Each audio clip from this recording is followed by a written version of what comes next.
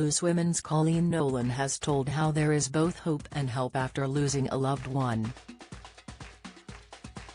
The TV star and singer, whose sister and bandmate Bernie died from cancer, talks about grief with some of her celebrity friends in a new podcast. The 57-year-old explained how Bernie's premature death from breast cancer in 2013, as well as losing her parents and brother-in-law, impacted her. Her Aunt Teresa also died of skin cancer in February. She admitted she will never get over Bernie's death, but that she has learned to live with it.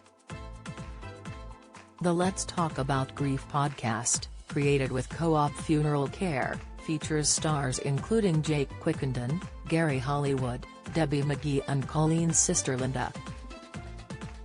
Coleen said, "I think it was a really important podcast to do, having experienced a lot of grief, and a lot of loss, and a lot of moving forward from it. With Bernie, it was so shocking really and so unexpected.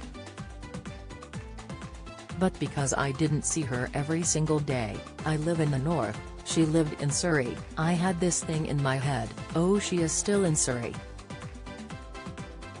It's fine. It was only the odd time where I'd think I must text Bernie where it would hit me, she's not there." She added, "The actual physical pain, that's going to happen. Talking and not feeling alone can help. But all I can say is that gradually.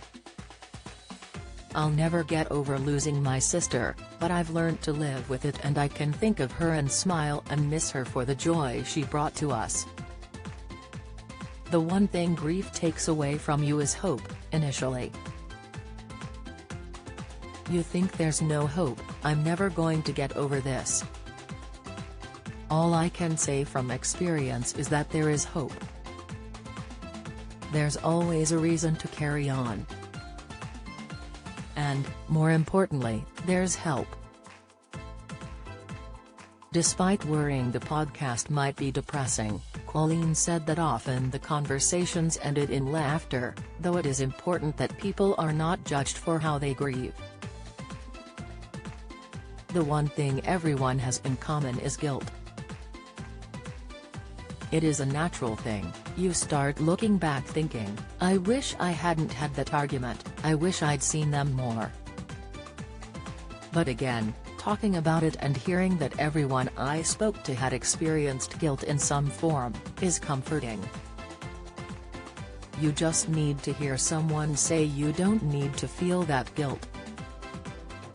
If someone loses a loved one and they want to go out that night because that makes them feel better, it's not for me to say, well you shouldn't, that's disrespectful.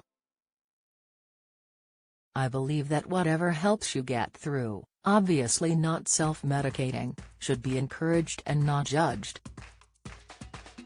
Flashdance singer Irene Cara dies aged 63 as tributes pour in. She described her own natural response to grief, "I'm not good at it. I will cry my eyes out when I find out someone has passed away, but then instantly shut it down and carry on and almost ignore it. But that's my way of coping, I like to believe that they're still there and I'm just not seeing them today. Some people worry about me, they're like, you don't let it out enough, just cry, and I'm like, I can't cry because if I cry I won't stop. I'm hoping I'll get better with that."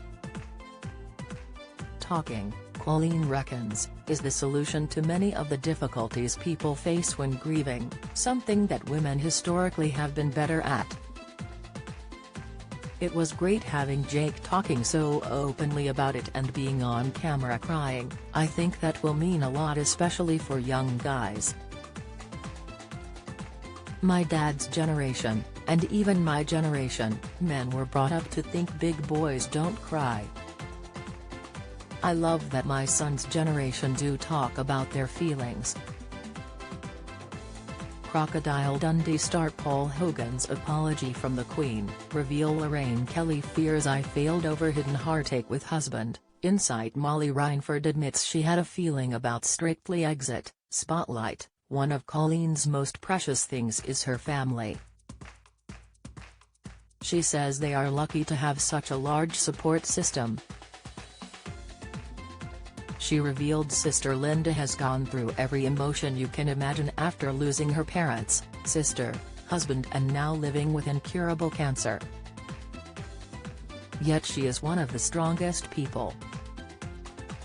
She hates it when I say she is strong. She always says I'm not strong, I just have no choice.